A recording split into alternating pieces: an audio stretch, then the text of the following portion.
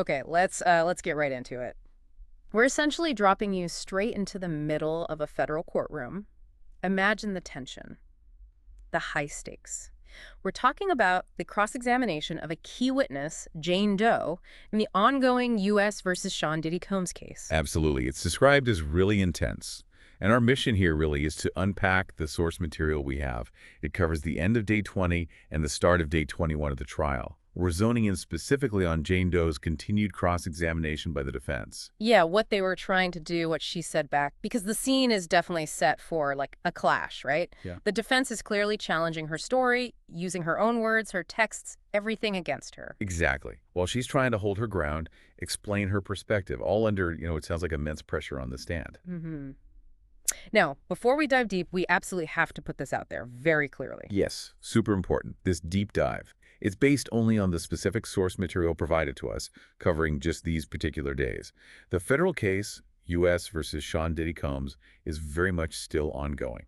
And that means everyone mentioned, all the names you'll hear, they are presumed innocent until proven guilty in a court of law. That's fundamental. Absolutely. And one more thing, the content. It gets into some really sensitive stuff from the testimony. We're talking illegal substance use, difficult personal dynamics. It could be triggering for some. Right. So please, just be mindful. If you're easily triggered by these kinds of topics, maybe sit this one out or proceed with caution. Okay. With those crucial disclaimers out of the way, let's look at what the sources say about Day 20's cross-examination as it wrapped up. So picking up near the end of Day 20, the defense strategy, as it's laid out in the sources, seems pretty clear. They were really hammering this idea during the cross-examination of Jane Doe. Yeah, the goal seemed to be painting her not as someone manipulated, but as someone who was actively participating, willingly. Like she sought it out, enjoyed the attention, the money, the hotel nights, that kind of thing. Exactly. That's the picture they were trying to build, suggesting she benefited from it all and was okay with it. But Jane's side of the story, her counter-narrative, was completely different, wasn't it? She stuck to her guns throughout this questioning. She did. Her core message was that she felt emotionally hooked. Yeah. Manipulated by the defendant. She kept insisting that her actions, even stuff that might look consensual on the surface. Like sending certain texts or agreeing to things. Right. She argued those were driven by this underlying dynamic, this manipulation. And what makes it even more complicated, she actually testified that despite everything, she still loves him. Wow.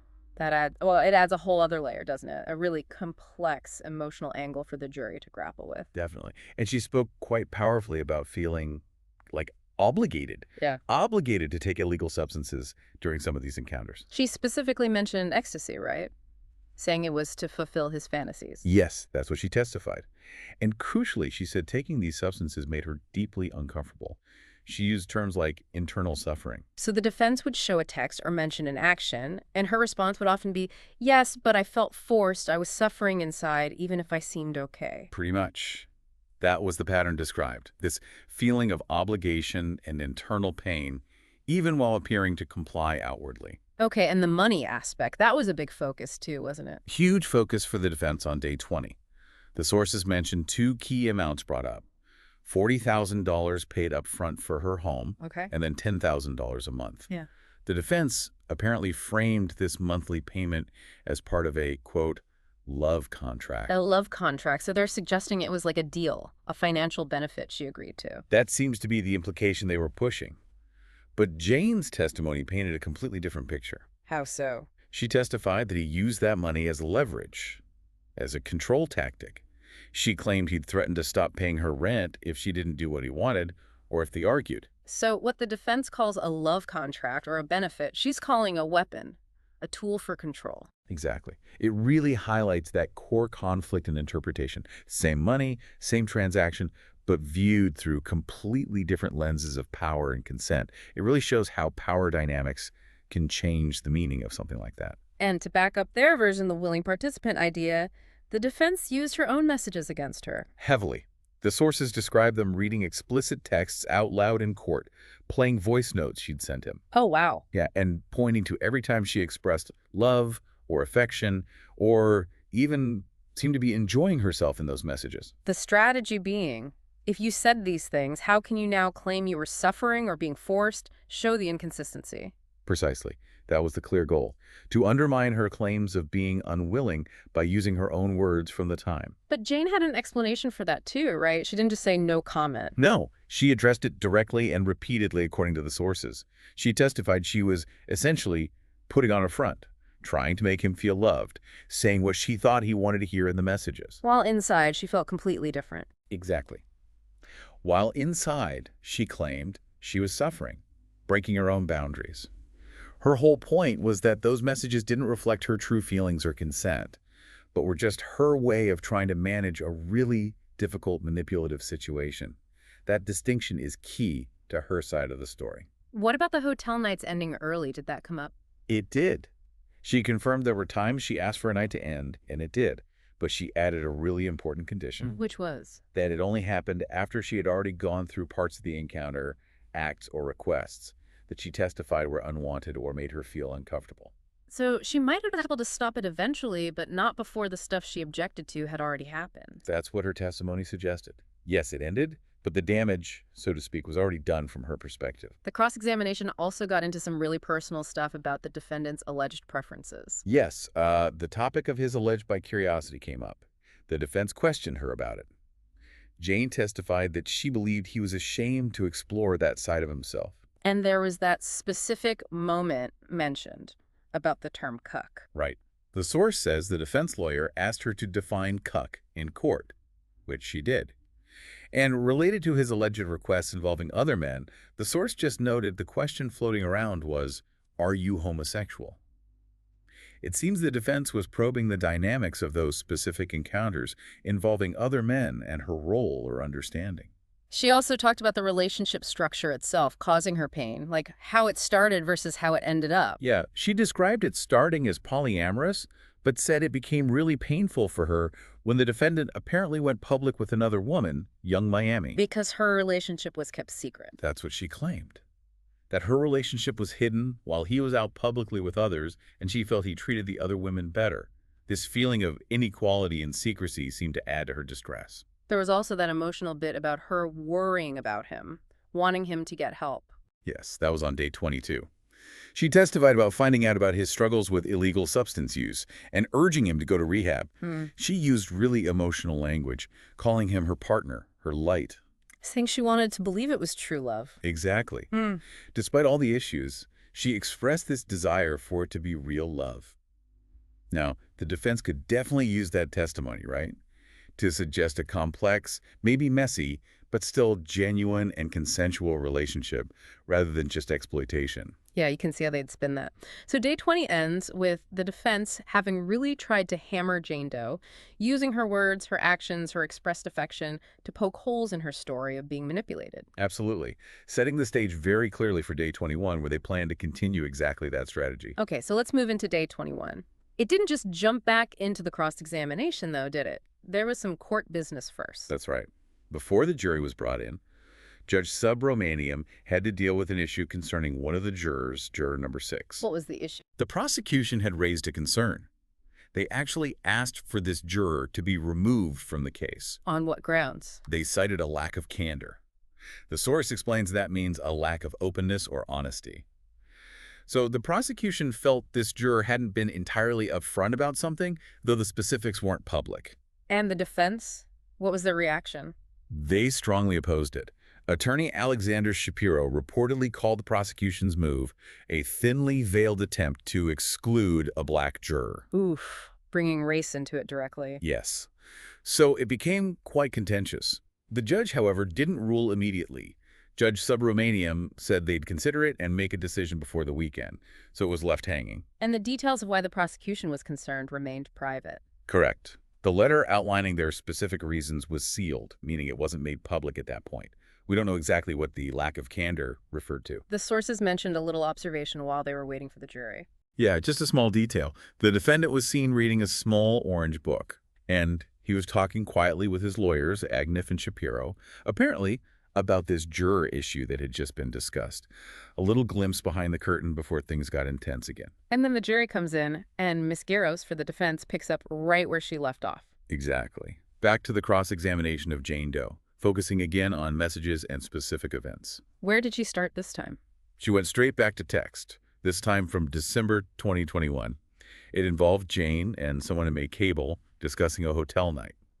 The defense read out the defendant's message to Jane. "You were talking to me dirty. I love it." Okay. And Jane's reply. Her reply, which the defense also showed, was, "I'm being friendly here."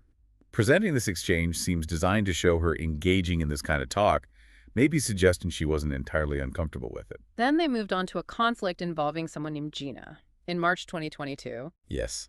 This happened after Jane had a hotel night with the defendant. Jane testified that just before this, the defendant had made her delete a social media post that hinted they were together. Okay, so he wanted it kept private. Apparently. But then, right after their hotel night, Gina posts a picture wearing jewelry that Jane recognized jewelry matching a gift the defendant had given her. Oh, that would sting. How did Jane react in her messages? She was clearly upset. She texted the defendant demanding he make Gina delete the post.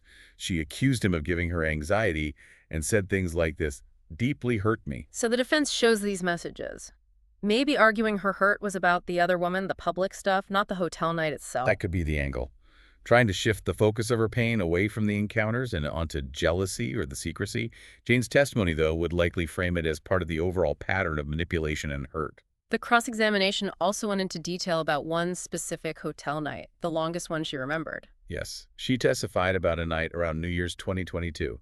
She said it lasted about 3 days. 3 days, wow. And she testified that this particular encounter involved 3 men plus the defendant. Okay, and what happened right after that? This is where it gets particularly impactful from her testimony. Right after this intense 3-day encounter, she saw on social media that the defendant had gone on vacation to Turks and Caicos with Gina. Ouch. Immediately after. Immediately after. Mm-hmm. The defense presented messages Jane sent him in January 2022 expressing her pain. She wrote something like, "We had such an amazing New Year's week together. You had me feeling so taken advantage of and regretting everything." So seeing him publicly enjoying himself with someone else right after what she described as a difficult experience, that really hit hard. That's what she testified. She said it made her consider breaking up with him. This pattern intense private encounter, followed by him being public with someone else, seems to be a recurring theme the defense is exploring. Was her primary hurt the encounter or the perceived betrayal and public slight afterwards? Another example mentioned was when someone named Carol texted her. Right. Carol apparently texted Jane, saying he'd be in LA and could see her. Jane's texted response, which was shown, was, "It's my birthday weekend and you don't show me no love." She then asked him to send her a personal video. Suggesting she wanted that one-on-one attention from him. It implies a desire for personal acknowledgement, yeah. Contrasting perhaps with the group situations. And then that same night, things got complicated again. Yes. She testified she saw the Italian entertainer. The source just calls him the entertainer. And she also found out the defendant had apparently connected with Young Miami again. And her text about that was brought up. Yes. If you don't get your B out of the island, no party right. She testified this was the first time she'd used that specific phrase, calling it pulling the hotel card. Using the prospect of a hotel night as leverage, maybe. Or just lashing out. Could be interpreted either way. But she identified it as a specific moment where she used that tactic. Interestingly, though, she also mentioned something positive around that time. A note from him. She did. She testified he wrote her a note that meant the world to her. And she apparently told someone named KK she wanted to make their next meeting cute and romantic, even decorating the room with rose petals. So the defense brings that up to show, what? That she was still invested, still trying to create romance. Potentially. Yeah. To show her active participation in trying to shape parts of the relationship in a more traditional romantic way, suggesting it wasn't all negative or forced from her perspective. They also asked about a Valentine's Day encounter involving 2 other men. Yes, the defense directly asked her if that specific hotel night involving 2 men plus the defendant was her idea. Did the source say how she answered that specific question? Not at that exact point in the summary, but the question itself fits the defense pattern. Trying to establish her agency, her consent, maybe even her initiation of some activities. And she connected back to the pain caused by the public stuff, like Gina posting the bracelet. Yes. She reiterated that seeing things like that on social media after these intense private nights was crushing for her. It seemed to really amplify her feelings of being used or devalued. But even with all this pain, she was still planning to contact him and the Italian entertainer. That's what she testified, yes. Yeah. Still planning outreach. And then the defendant reportedly asked if she could FaceTime, which led to another hotel night just 10 days later. And the messages about that night were explicit. Very explicit, according to the source. The defendant's text was read out. I'm jerking my, you know what, thinking about how nasty you're going to be to me, right? She confirmed getting that. And he asked her to arrange for others to be there. Yes. He reportedly asked her to call Italian or Paul to see if they were free. She confirmed under questioning and that she liked Paul. She said yes. But she also testified about the choice involved, or lack thereof. Crucially, yes. She said for that night, he gave her a choice between two entertainers, Italian or Paul. But she testified he did not give her the option to just skip the hotel night altogether. So, a limited choice within a framework she felt obligated to accept. That's the nuance she presented. And the message about confirming with Paul and wanting to watch PN first was also shown. PN apparently refers to graphic video content. Again, the defense shows her participating in the planning, while she emphasizes the lack of fundamental choice about the event itself. Exactly. That's the constant tension in the testimony. Okay, let's move on. What about this discussion about a London hotel night? Right. The defendant apparently asked her what she would get for a London night, suggesting things like stripper shoes, shorts, maybe whips. And her testimony about the shorts was quite specific. Extremely specific and pretty grim, frankly. She talked about buying matching shorts for the defendant and the entertainers for these nights, but she found the entertainers' shorts really turned off. Meaning, she didn't like them. Yeah, didn't find them appealing or suitable. Bleh. So she testified she went out and bought other shorts for them. And then she added this really stark detail. What was that? She said it was not so fun to wait for them to get erect, and that she started getting things on the side, specifically mentioning pills, like rhino pills, to help the entertainers achieve erection. Wow. That paints a very different picture than just willing participant. It sounds logistical, almost like stage managing, and emotionally detached, if not negative. It absolutely does. It provides this candid, uncomfortable look at the practical side of these encounters from her perspective, directly challenging any simple narrative of enjoyment or ease. What about the freak bag? Ah, yes. The next day, he apparently requested dinner and asked her to bring the freak bag, specifying it meant lingerie and the rest, adding just in case. Just in case of a freak night. That's what the defense suggested. They implied she didn't have a freak night then, and they used a sealed exhibit, a document not public, to try and refresh her memory, suggesting maybe the document contradicted her. So, using hidden evidence to challenge her recall. A common legal tactic. Then more messages were shown, him texting about working out with Paul, then seeing her. Her replies like, hair up, laugh out loud, and I'll go to the store unless you get a head start. Meaning she'd go to the hotel first if he wasn't ready. Right. The defense presents all this planning back and forth to reinforce her active involvement in setting things up. They also asked her directly about loving him. Yeah. And spending time at his home. Yes. She confirmed spending time at his place, outside of hotels, and she answered yes when asked if she really did love him. Which the defense would use to show a what? A real relationship, not just transactional encounters? Exactly. To portray a more complex, perhaps genuinely affectionate connection, blurring the lines the prosecution might try to draw. They also pushed her on remembering specific dates, trying to catch inconsistencies. Yes, specifically dates in September 2022, where they suggested she saw him without a hotel night ensuing. She wasn't sure about those specific dates. But they use exhibits again. Yes, to refresh her memory. This led her to confirm a specific trip on September 4th to Vegas, involving a jet, his show, and then, yes, a hotel night with an entertainer afterwards. It tests her memory and establishes the pattern of encounters, often following meetings. What about her birthday dinner? She testified he paid for it, but she couldn't recall the restaurant's name and just called it an okay time.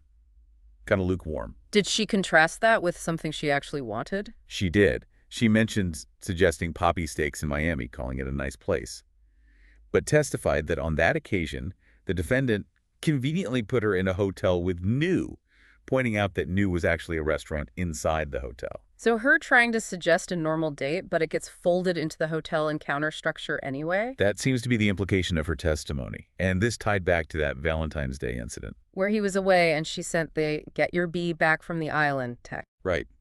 She testified that later, at that New hotel encounter, she just went along with it.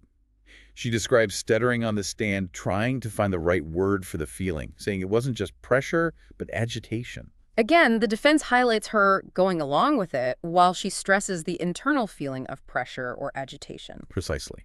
And then the birthday gift, the expensive Van Cleef necklace, she confirmed taking a picture wearing it. But she added context to that photo, didn't she? A crucial piece of context. Mm. She justified that when that photo was taken, she had already taken illegal substances. And she said, any type of affection made me smile at that point. So, challenging the idea that a smiling photo equals genuine, unadulterated happiness or consent. It could be influenced by substances or just relief at any affection. Exactly. It directly counters the simple interpretation of photographic evidence. One of the most powerful statements seemed to come when discussing her 2023 birthday dinner. Absolutely. Yeah. She testified she went along with the entertainment he had planned for that. And then she said this, quoted directly in the source, "My circumstances were my options in this relationship." Wow, that's quite a statement. Did she explain that further? She did. She said, basically, if I see him, there is a request for a hotel night. So I'm just adapting to my circumstances. I'm adapting to my environment. So, not choosing freely, but adapting to survive within the situation as she perceived it. That's her framing. She testified, she suggested organizing things sometimes, but under the pressure of my lover. And any affection she got then, she took with open arms, being happy to be wrapped up in her lover's arms. She confirmed taking a mirror selfie then, too, adding, unfortunately, yes. So acknowledging the actions organizing, accepting affection, taking a selfie, but framing them all as adaptations under pressure within limited options, not free choices. Precisely. The nuanced argument about consent and coercion within an ongoing dynamic. She also confirmed the detail about him providing protection, giving the entertainer a rubber. Yes, she confirmed that detail, yes. The defense might present that as showing some level of planning or care, perhaps implying arrangement over pure force. And the texts with Carol from one of those nights, she said she was high. Yes, she testified she was high when she sent texts inviting Carol for the next day, noting the time was 2:40 a.m. She pushed back against the idea the illegal substance would have worn off, saying she repeatedly took ecstasy on those nights. So connecting her communication directly to being under the influence. And to the context of maintaining the state the defendant allegedly wanted. She also confirmed booking Carol's flight in those messages. Yes. What about the birthday appreciation text? I appreciate everything. I want to give you everything you want on Valentine's Day. She had an explanation for that, too. She testified she was referring only to the necklace gift and lovemaking with the defendant himself, separate from the group stuff that happened. But she did send him photos from the hotel room. She confirmed that, yes. So the defense has the text, seemingly appreciating everything, and photos from the scene, while she argues her appreciation was narrowly focused on him and the gifts, not the overall experience. She also mentioned not telling Carol how she really felt until later. Yes, a poignant detail. She testified she didn't tell Carol she didn't like it until she saw the defendant with Carisha in Turks. She called seeing that very hurtful after enduring what I endured, implying she hid her true feelings during the encounters. And more actions attributed to pressure. Reaching out to K-Bell. Yes, testified she reached out to K-Bell about arrangements under the pressure of my lover, and confirmed the defendant gave a man a rubber at the very last minute. Yet, despite this framing of pressure, she confirmed writing to K-Bell that she loved and appreciated every detail you put into my birthday, and confirmed sending that same message to the defendant. That's the core conflict right there. Actions and words that seem appreciative versus testimony that it was all under duress or with significant caveats. Exactly what the jury has to weigh. Okay, let's get into the part about the fallout, the emotional toll. The jury saw messages after that February 2023 birthday party. Yes, and Jane confirmed under questioning that she had intercourse with 3 entertainers and the defendant during that celebration. She also reconfirmed sending that message. Loved and appreciated every detail you put in my birthday. And she stuck to her explanation for that message. She did. Reiterated it was only about the gifts from him and the time spent alone with him, not the group activities. Then the cross-examination went back to the Turks and Caicos trip with Gina, the one right after Jane's birthday. Yes, revisiting those earlier texts where Jane found out he'd allegedly lied and taken Gina right after her birthday event. And Jane really emphasized the hurt caused by that sequence. Very much so. She testified about feeling hurt after, in her words, being made to have intercourse with 3 men she didn't want, and then seeing him immediately on a beautiful vacation with someone else while she was all alone and recovering felt equally hurtful and emotional. That contrast was clearly a major source of pain for her. Did she confirm they broke up after that? Yes, for several weeks, and she described this pattern. The breakup-makeup cycle. Exactly. She testified that when she'd push back or complain, he'd threaten to break up. But then, she said, he'd be blowing her phone up a week later, wanting to reconcile. She framed it as a cycle she couldn't easily escape, part of the manipulation she alleged. A text exchange from March 2023 was shown after one of these breakups. Yes. The defendant wrote to her, "Sorry I called you a bee, I deserve this love right." And her response? A heart emoji, and the text, "What we have is special right." He then asked when she could come to Turks. She confirmed sending the emoji in the message. So the defense shows argument, apology, reconciliation, planning the next trip, suggesting she forgave quickly and was still invested. That's likely the inference they wanted the jury to draw. Then they discussed the budget for her Turks trip, a $100K budget, 55 days spent, though she wasn't sure on the spending. She did confirm he didn't like her leaving for Paris. No, he didn't. Possessive, maybe? Control. Could be interpreted that way. She also confirmed going to the Mandarin Oriental with him, watching porno videos, and him asking about bringing Don. But she made a strong statement about that trip, didn't she? About Paul being there. Yes, crucially, she testified she would not have gone to Turks if she had known Paul would be there. "I would not have," she said. Yet she invited Carol while she was there. She confirmed writing to Carol from Turks to invite him, but added she did it under the encouragement of my partner. So again, an action potentially contradicting her stated feeling, but explained by his influence. The diamonds came up again, too. Yes, the defense mentioned the diamonds he gave her.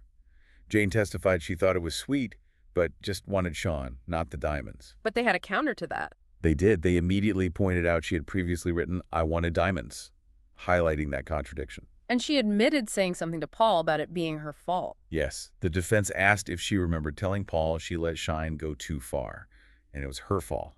She replied yes, confirming she'd said that. That's potentially quite damaging, isn't it? Admitting some fault. It's certainly a piece of testimony the defense would heavily emphasize, suggesting she herself recognized her own role or responsibility in how things unfolded, potentially weakening her victim narrative. Was there a break after that? Yes, there was a break.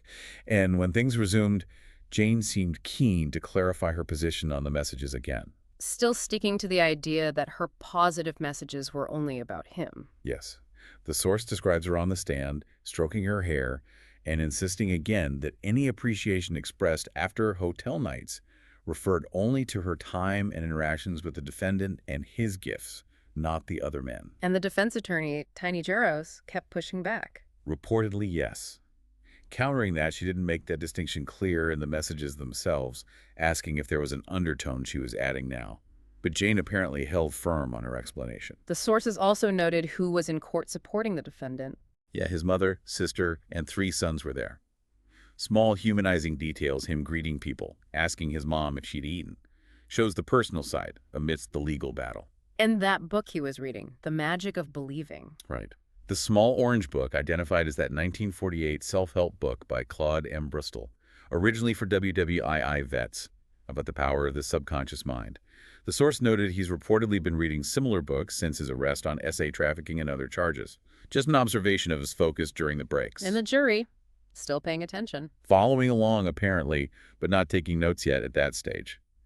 Then the cross-examination fully resumed. What came next? Another text message she sent was presented. "All I have in my mind right now is your passionate love-making right." She confirmed sending it.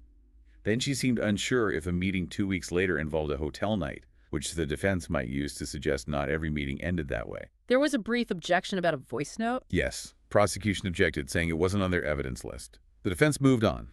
Then that really striking exchange about cameras and Airbnbs. Yeah, that was notable.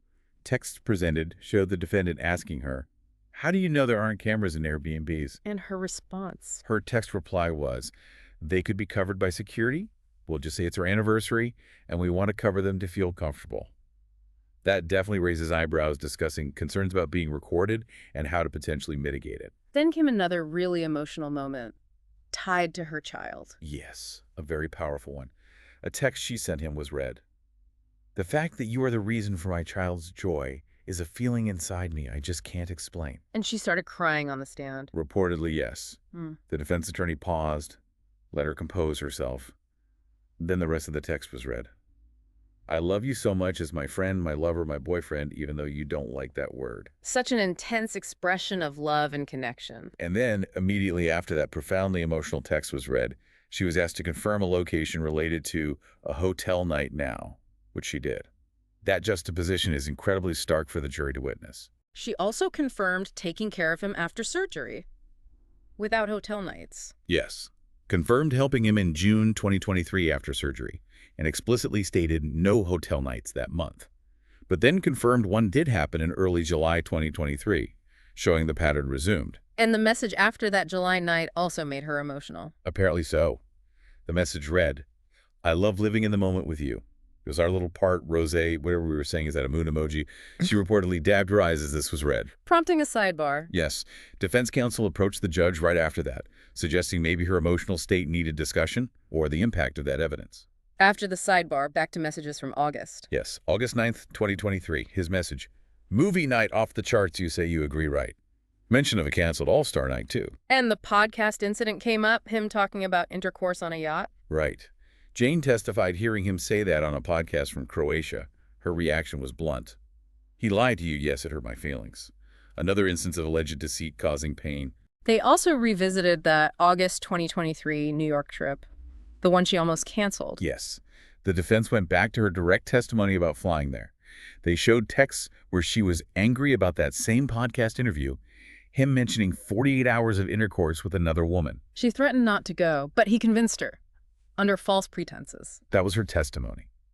He convinced her to come, supposedly promising no hotel night. But then, and this is key, while she was on the plane, he sent her a link to an entertainer he wanted for that night. While she was literally in the air. Wow. And her response? A thumbs up emoji. The defense shows the thumbs up as agreement. Jane testified it was just confirming she saw the link, adding it could also be a little bit sarcastic, trying again to signal a different internal state. That sequence really encapsulates the conflict, doesn't it? Her feeling tricked, him pushing for the encounter even after promising otherwise, her ambiguous response. It really does. Then there was the testimony about her believing these nights put him at peace. How did that come up? In relation to an argument in October 2023 over him spending time with Gina again, who Jane said brought drama and negativity. When Jane got upset, he texted her, "Girl, stop. I don't feed into this. I need you. You're the only thing that's going to put me at peace, please." A direct plea, linking her presence and compliance to his peace of mind. Exactly. And Jane agreed under cross-examination that she did believe the hotel nights put him at peace, and that belief plus his plea was part of why she'd agree, even when conflicted. An attempt to explain her yes as something other than simple desire. Another New York night in October was discussed, where she suggested nice places but ended up at a lounge. Yes. And after rejecting one entertainer due to lack of chemistry, she called Tabel. She shared her internal thoughts from that night. "Child, my box is tired. H is worn out. Feeling exhausted." But she also said she was high and felt freer, and sent a love message after. Yes. High, freer. Let Carol do things she usually didn't. And then texted the defendant Holmes, "I love you so much." Again, this mix of stated exhaustion, feeling freer while high, and expressing love creates that complex, arguably contradictory picture the defense wants to highlight. Then back to the sobriety party, she resented him for it. Yes, she testified, she resented him. Recapping her earlier testimony, Beverly Hills Hotel, 12, 18 hours. She wanted him sober. He agreed to 30 days off substances, but wanted one last sobriety party first. She didn't use. He took ecstasy and cocaine. And the defense focused on her agreeing to it, even with, unfortunately. Right. Unfortunately, yes, she said previously. The defense got her to confirm the yes again, then questioned her about regret. Her answer was powerful. She resented him for knowing how much she loved him and how she couldn't say no to him. Couldn't say no, that's a key phrase. Absolutely. And she equated resentment and regret, saying they lie in the same feelings, linking them back to feeling powerless to refuse him because of her love. She felt depressed after that party, tried to break up. Yes. Testified she felt depressed, tried to break up. He apparently felt depressed too. She ended up going to his home, spent the night, and the jury saw a video from that night. Of them laughing, seeming okay. Yes. With him saying, "I was in a dark hole and you came here to save me." And her replying, "You did some saving on me that I didn't even know." Showing this moment of mutual support after conflict, complicating the narrative again. She mentioned other breakup attempts too, like in the parking lot. Yes. So many times, she said. Mentioned the Equinox parking lot attempt. An audio recording was played. Him saying we were both tripping. Her saying we need to pick each other up. And significantly, no entertainers were involved that night. And it was after the Cassie Ventura lawsuit video became public. Correct, on both counts. The defense could frame this as them dealing with external pressures together, relying on each other, not just the exploitative dynamic. Finally, the Cassie Ventura letters question. Yes. Tiny Jaros asked if the defendant wrote Cassie love letters while with Jane. Jane said, "I'm not sure." The source added the detail that the defendant had told Jane that Cassie was one of his greatest loves. Adding another layer of potential insecurity or feeling secondary for Jane. Could certainly contribute to that feeling she described of being kept secret or treated differently. And that brought Day 21's cross-examination to a close. Court adjourned. Yes, court adjourned for the day, jury dismissed after Jane left the courtroom. What's the plan for the next day, then? More cross-examination. Defense attorney Garrigo said she'd finish her cross of Jane on Thursday morning. Then prosecutor Comey updated everyone. They expect 2 more witnesses after Jane. And their testimony will take most of Thursday. That's the expectation. Plus, a summary witness after them. Comey also mentioned the prosecution needs to regroup, sort out logistics, and they'll likely cut more witnesses from their list than originally planned. So they're aiming to wrap up their side of the case soon. Yeah, their goal is to rest their case as early as next Wednesday, or by Friday at the latest. Gives us a clearer timeline for when the defense might start presenting its own case. Okay, so stepping back, let's connect this all back for you, the listener. It's been an incredibly detailed, intense look at this cross-examination over parts of Day 20 and all of Day 201. Deeply personal stuff laid bare. Absolutely.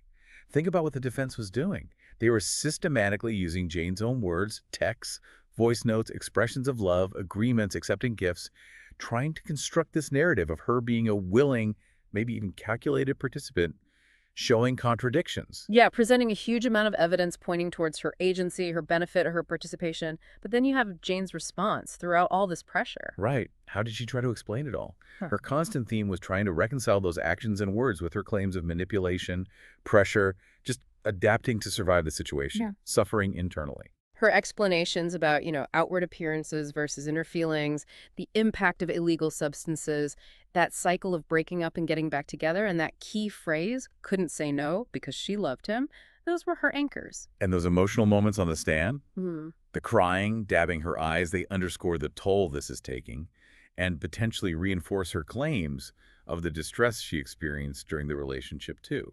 It just highlights how incredibly difficult it is to interpret these complex human dynamics, right? Especially a relationship like this one. How do you truly get to the bottom of motivation, consent, agency when you're looking at selected texts and actions presented in this adversarial courtroom setting? Often stripped of the full context she was trying to reinject. It's a huge challenge. What really stands out to you when you hear these 2 competing narratives? Built from the same basic events and messages. And you have to remember how crucial Jane Doe is here. She's central to the prosecution's case. They're presenting her as a prime example of the alleged control and exploitation. So the defense's cross-examination wasn't just about her. It was about undermining a pillar of the entire prosecution case.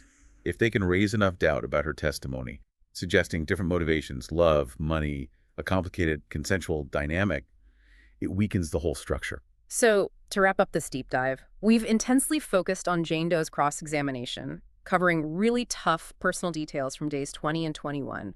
Her time on the stand is nearing its end, and the trial moves forward. Yeah, other witnesses are coming. The prosecution is aiming to rest its case soon. So here's a final thought for you to chew on, something to ponder. Okay. Given these 2 clashing portrayals, one side using messages to show willing participation, the other using testimony to explain those same actions as adaptation under duress, how does the very process of a trial, this adversarial system, actually shape our understanding? Does it clarify the truth of complex relationships? Or does it inevitably distort it by forcing everything into categories of victim or willing participant, true or false, when the reality might be much messier? That's a really good question to leave people with. And just one last time, folks, this discussion was based only on the source material covering specific court proceedings. This case is still ongoing. Everyone involved is presumed innocent until proven otherwise, and the content was sensitive. Thanks for joining us on this deep dive.